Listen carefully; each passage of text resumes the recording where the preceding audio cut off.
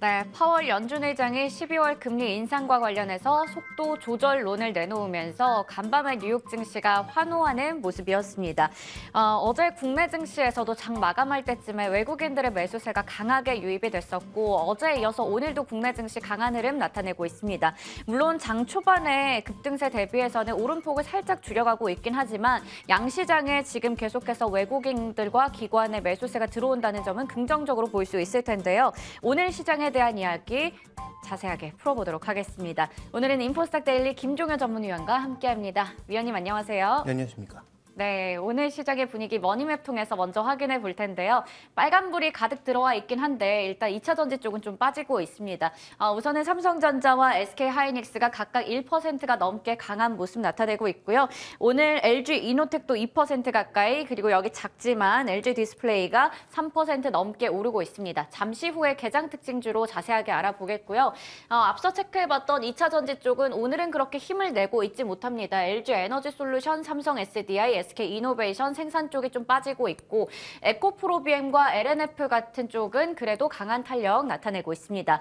이외에도 제약바이오도 분위기가 좋고요. 보험 제외하고는 은행 쪽도 괜찮은 분위기, 현대차, 기아차도 상승부를 켜고 있고 무엇보다 나스닥 지수가 4%가 넘게 올랐습니다. 성장주들이 어제 뉴욕 증시에서 강하게 올라가면서 네카오 그리고 게임주들이 긍정적인 분위기 나타내고 있습니다. 이들 종목에 대해서 자세하게 이야기 나눠볼게요.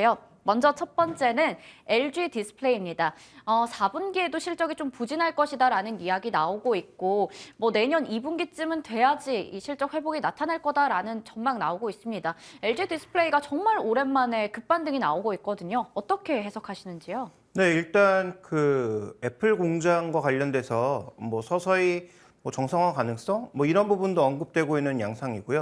자, 오늘 반등에 더 중요한 그 원인을 살펴보자면 지금 애플의 OLED 시장 쪽을 거의 삼성 디스플레이가 독점하고 있는 양상인데 BOE와 LG 디스플레이가 이쪽을 이제 치고 들어갈 수 있다라는 그런 얘기들이 나오기 시작하면서 반응이 좀 있지 않나라고 보여지고 있고요. 더 중요한 것은 이제 스마트폰만큼 앞으로 커질 시장이 AR, XR 시장이라고 보고 있는데 여기에서 이제 제공되는 기술이 OLED OS라고 하는 기술이란 말이죠. 그러니까 이런 시장 쪽에 추가적인 진출을 통해서 기존의 이제 TV라든지 노트북이라든지 이런 쪽에서 눌리는 그런 여러 가지 압박들을 다른 쪽에서 새롭게 성장하는 시장, 그다음에 기존에 진입하지 못했던 시장에 진입함으로써 극복할 수 있다라는 그런 기대감 자체가 존재하고 있는 것은 아닌가.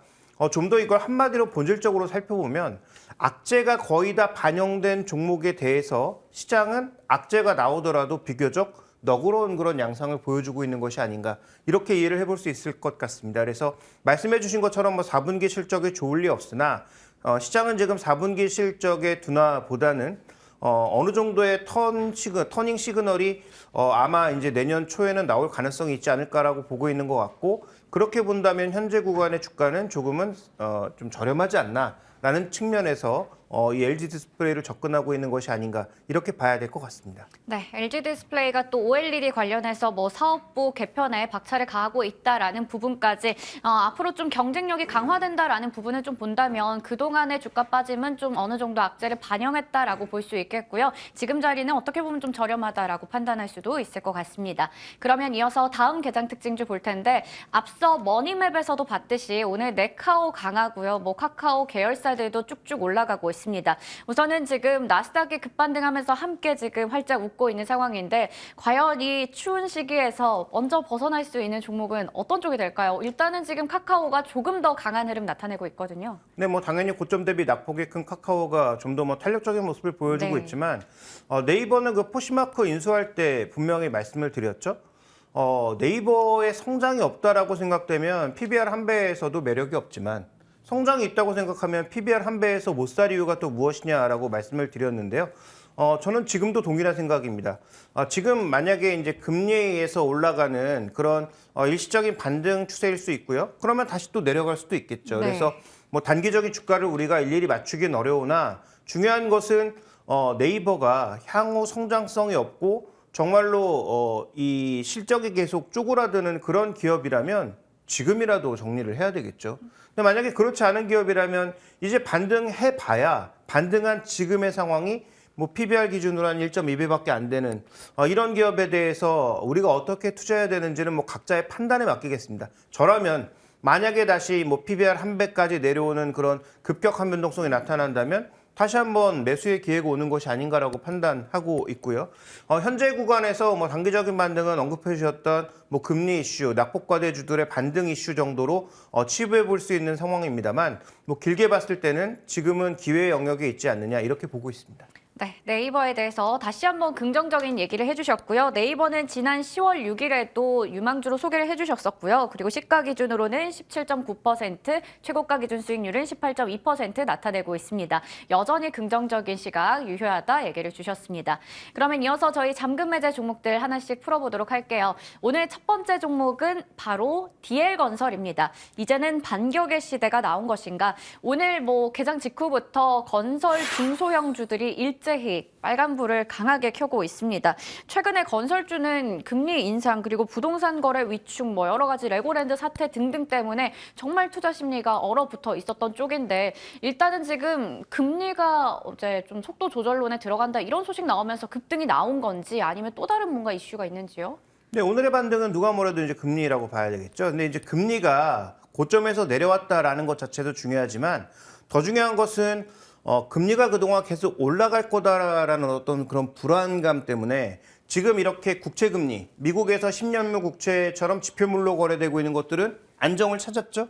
그런데 우리나라의 지금 91일물 CP금리, 그다음에 뭐 그 단기금리 같은 경우에는 여전히 쉽게 고점이 여기다라고 확정할 수 없는 그런 불안감이 나타나고 있습니다. 그래서 시장 자체는 단기 자금을 굴리기가 너무 어려워서 이게 부담이 된 것이었는데 지금 분명히 연준에서 시그널을 줬죠. 속도 조절을 하겠다. 물론 절대 레벨은 더 높아질 수도 있죠. 예전에 봤던 4.5보다 더 높은 뭐 4.75가 될 수도 있고 5 이상이 될 수도 있는 그래서 아마 점도표가 발표되는 다다음 주 FOMC 이후가 되면 또 이런 흐름들이 다 뒤로 밀릴 수 있겠습니다만 어쨌든 지금 구간에서 중요한 것은 지표물을 기준으로 안정을 찾은 금리가 이제는 크레딧물까지 영향을 줘서 전체적인 금리의 안정이 찾아온다면 그러면 이 건설 시장에도 돈이 돌기 시작할 거고 일단 돈이 돌기 시작하면 금리가 어느 수준이 됐든 돈이 돌기 시작하면 그것만으로도 안정을 찾을 수 있다는 거죠.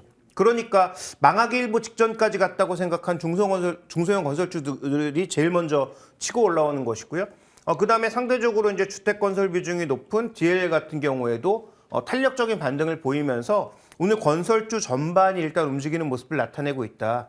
그래서 지금 위험에 빠졌다고 하는 건설주들의 반등, 그 다음에 아마 정말로 이제 91일물 CD 같은 것들이 안정되기 시작하면 증권주들도 굉장히 민감하게 움직일 가능성이 있기 때문에 그것도 죄송합니다. 네. 그 극단까지 밀렸다고 할 수 있는 그런 증권주들의 움직임들이 나아질 수 있기 때문에 아마도 금리의 안정, 특히 크레딧물의 안정에 가장 격하게 움직일 수 있는 종목군들은 뭐 누가 뭐래도 중소건설사, 그다음에 뭐 중소 증권사 이런 회사가 될 가능성이 높고요.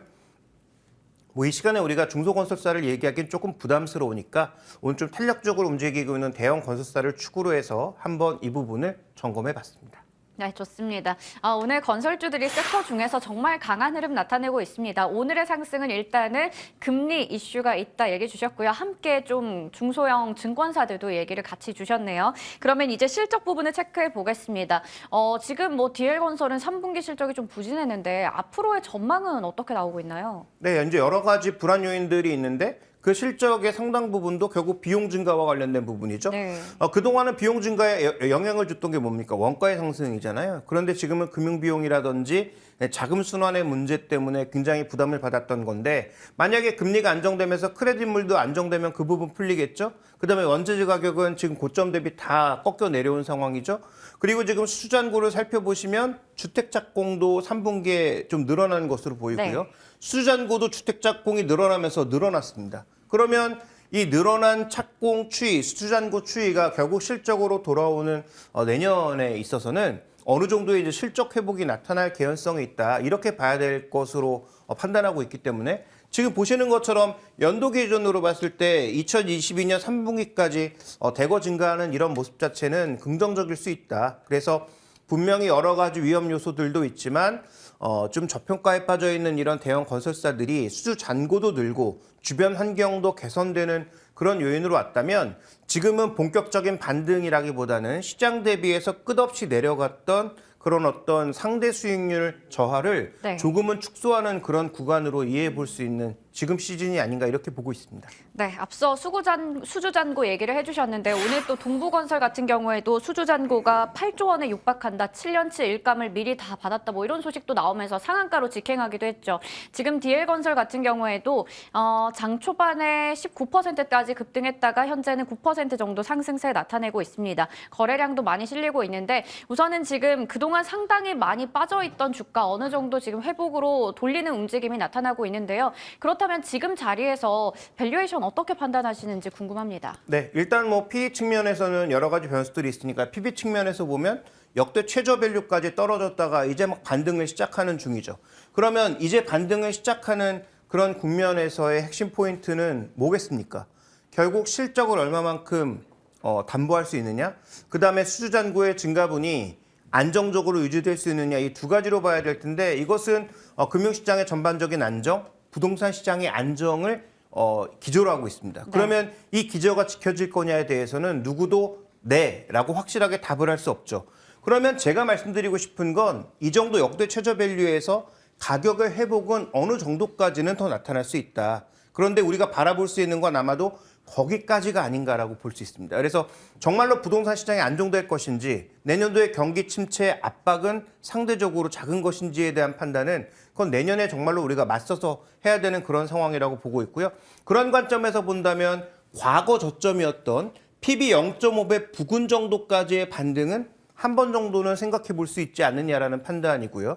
그래서 제가 말씀드리고 싶은 가격은 뭐 기술적으로도 그다음에 PB 0.5배 선에 걸쳐 있는 2만 원 정도까지의 반등은 제가 보기엔 가능하지 않을까라고 보고 있기 때문에 현재 이 종목에 대해서는 뭐 오늘 고점 대비해서 크게 밀렸고 거래도 실리고 있어서 단기적인 변동성은 나타날 수 있을 것으로 보입니다만 뭐 추가적인 반등에 좀 더 무게를 두고 접근하시는 것이 좋지 않을까 이렇게 보고 있습니다. 네, 지금 8월쯤에 기록했던 전저점 얘기를 주셨습니다. 우선은 목표 주가는 단기적으로 2만 원 선 얘기를 주셨습니다. 그러면 두 번째 잠금 해제 종목 확인해 볼 텐데요.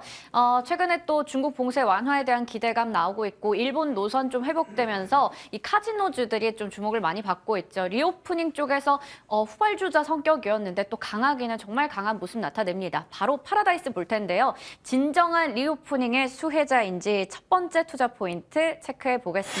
앞서 얘기드렸던 일본 관광객 얘기인데 여객 쪽이 좀 회복이 되면서 VVIP들이 많이 또 들어오고 있다고 해요. 입국 추이 어떻게 되나요? 네, 지금 뭐 보시면 10월 달이 되고 증가하는 모습이죠. 네. 그래서 제 기억으로는 아마 8월 달에 그 비자가 7월 달에서 8월 달 넘어가는 구간에서 이 비자로 바뀌었죠. 그래서 말은 다 비자를 발급받아야 되는 상황이었지만 한국관광청 인터넷 사이트에서 이 비자만 발급받으면 일본인들이 우리나라에 자유롭게 올 수 있었기 때문에 이때부터 증가한 것이 실제로 이제는 이 비자도 필요 없는 무비자로 되면서 점프업을 한 거죠. 네. 그다음에 지금 우리나라도 일본으로 가시는 관광객분들이 엄청나게 증가했지 않습니까? 그래서 맞습니다. 뭐 아시는 지인분이 얼마 전에 후쿠오카에 다녀왔는데 후쿠오카의 주요 관광지에 전부 한국인밖에 없었다는 좀 오픈 네. 그런 얘기도 있었는데요. 반대로 일본인들도 그만큼 우리나라에 많이 들어오고 있다는 것이죠. 근데 뭐 파라다이스는 아시는 것처럼 과거에는 뭐 중국인 관광객의 어떤 그 매출 기여도도 상당히 있었지만 기저적으로는 항상 일본 관광객들의 매출 기여도가 굉장히 높았다라는 것을 주목해 볼 필요가 있는 거죠. 그래서 11월 달 지표는 아마 이거보다 더 개선되었을 가능성이 높고요. 그다음에 지금 전체적으로도 보면 관광객들이 굉장히 많이 들어오고 네. 있습니다. 그래서 이게 지금 일본뿐만 아니라 여러 국가에서 모두 들어오고 있는 양상이기 때문에 외국인들을 대상으로 이 관광업을 하고 있는 파라다이스 입장에서는 분명히 실적이 개선될 만한 여지가 뚜렷하게 나타나고 있다. 그런 목표로 하는 올해 BEP 정도를 맞추게 된다면 아마도 내년에는 다시 수익성을 좀 회복할 수 있는 그런 여건으로 들어갈 가능성이 굉장히 높아지고 있다. 왜냐하면 뭐 중국도 그렇게 강력한 방역을 하다가 그 기조를 바꾸진 않았지만 좀 탄력을 꺾는 모습, 그러니까 약간은 뭐 자유재량을 좀 주는 그런 모습을 보여주고 있지 않습니까? 네. 그러면 그 나머지 국가들 같은 경우에는 정말로 치명률이 높아지는 최악의 경우가 아니라면 지금 약간 다시 확진자가 늘고 있는 겨울이긴 하지만 문을 닫을 가능성은 상대적으로 조금 낮지 않나 이렇게 봐야 될 것 같습니다. 네, 일본 관광객뿐만 아니라 지금 세계적으로 관광객들이 들어오고 있습니다. 카지노 부문뿐만 아니라 좀 부문별로 한번 매출액 추이를 살펴보면서 실적은 어떻게 전망되는지까지 함께 볼게요. 네, 실적은 일단 뭐 카지노 쪽의 개선과 더불어서 이제 키움증권 자료를 보시면 네. 2022년 1, 2분기까지는 정말로 뭐 역대 최저 실적을 보였던 것이죠. 그런데 이제 2분기부터 3분기부터 회복되기 시작한 것이 전반적으로 카지노만 느는 것이 아니라 일본인들이 와서 카지노를 하게 되면 뭐 그 주변에서 이제 뭐 머물기도 하고 숙박도 하고, 놀기도 하는 네. 그런 양상을 보여줄 것이기 때문에 카지노의 손님이 늘어난다라는 것은 호텔과 복합 리조트의 실적도 같이 증대된다라고 봐야 되겠죠. 그래서 이런 여러 가지 요인들을 고려해 볼 때 결국은 2023년도는 2019년도 정도의 실적을 어느 정도 회복하는 원년이 될 가능성이 높다. 그러면 주가는 뭐 적어도 6개월 정도 선행하기 마련인데 내년도에 정말로 정상화가 되는 그 시점이 원년이라면 지금부터 주가는 반응하고 있다라고 봐야 되는 것이죠. 그래서 파라다이스도 제가 보기에는 어느 정도의 지금 주가의 반등이 그냥 가는 것이 아니라 과거처럼 기대감을 품고 가는 것이 아니라 실제로 양적인 지표로도 확인이 되고 있는 그러한 양상이다라고 봐야 될 것 같고요. 실제로 최근에 나온 뉴스를 우리가 찾아봐도 뭐 드로백이라든지 여러 가지 지표들 쪽에서 의미 있는 그런 지표들의 변화가 나타나고 있습니다. 네, 파라다이스 뭐 실적 보니까 뭐 숙박 쪽도 같이 좀 긍정적인 모습 나타내고 있습니다. 근데 지금 사실 카지노주 중에서도 파라다이스가 대장주로 많이 올라간 모습이에요. 일단 오늘은 소폭 지금 뭐 강보합 정도긴 하지만 이틀 동안 또 많이 올라오기도 했거든요. 그래서 지금 자리에서의 전략, 가격 전략도 궁금한데요. 네, 일단 이 종목이 과거에 배당주, 그다음에 안정적인 실적을 유지하는 종목으로서의 굉장히 좋은 역할을 했었는데요. 뭐 작년, 그다음에 올해 실적 자체가 워낙 좋지 않으니까 이제 뭐 배당주로서 강력한 어떤 자리매김을 할 가능성은 낮죠. 그렇지만 중요한 것은 역대 최저 밸류까지 떨어진 상황에서 지금 주가에 반등이 나타나고 있는 국면이기 때문에 네. 저는 일정 수준의 추가적인 반등은 내년도의 회복을 기저로 봤을 때는 저는 필요하다라고 보고 있습니다. 그래서 과거처럼 뭐 높은 수준의 PB 밸류를 우리가 주기는 어렵다. 뭐 3배, 2배 이 정도의 뭐 주가를 우리가 예상하기에는 어렵다라고 보여지지만 아주 짧게 봤을 때도 저는 뭐 1배, 1.5배 정도 수준까지는 좀 바라볼 수 있는 게 아닌가라고 판단하고 있기 때문에 뭐 1배 수준으로 본다면 지금 현재 주가보다도 꽤 높은 수준으로 봐야 될 것 같고 현재 그 PB 1.5배 정도 과거에 이제 평균 정도의 수준으로 봤을 때도 현재 지금 주가의 상승 포인트가 좀 남아있는 상황이기 때문에 저는 뭐 파라다이스에 대해서는 PB 1배에서 1.5배 정도 수준, 너무 넓다면 1.2배에서 한 1.5배 정도 수준까지의 우리가 목표를 바라보면서 접근해도 나쁘지 않다라고 보고 있습니다. 네, 파라다이스에 대해서 긍정적인 시각 제시해 주셨고요. PB 기준으로 해서 1배에서 1.5배까지 이야기 주셨습니다. 이렇게 해서 오늘은 DL건설과 파라다이스에 대해서 잠금 해제 통해서 자세하게 풀어봤습니다. 지금까지 인포스탁 데일리 김종효 전문위원과 함께했습니다. 위원님 감사합니다.